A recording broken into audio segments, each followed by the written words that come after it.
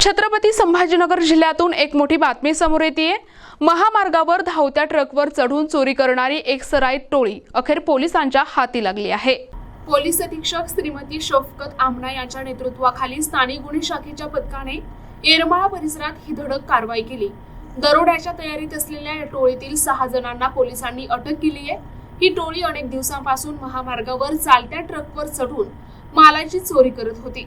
पोलिसांनी या टोळीचा पर्दाफाश केल्यामुळे महामार्गावरील गुन्हेगारीला आळा बसण्यास मदत होणार आहे। काल धाराशिवमध्ये एक व्हिडिओ व्हायरल झाली होती। त्याच्यात ट्रकवर चढून काही मुलं चोरी करताना दिसत होते। तत्काळ धाराशिव पोलिसने आणि त्यांचे LCBची टीमला रवाना केली आणि ते 6 आरोपी सापडलेले आहेत आणि ते आरोपी सध्या भी दरोडा करण्याची तयारीमध्ये होते।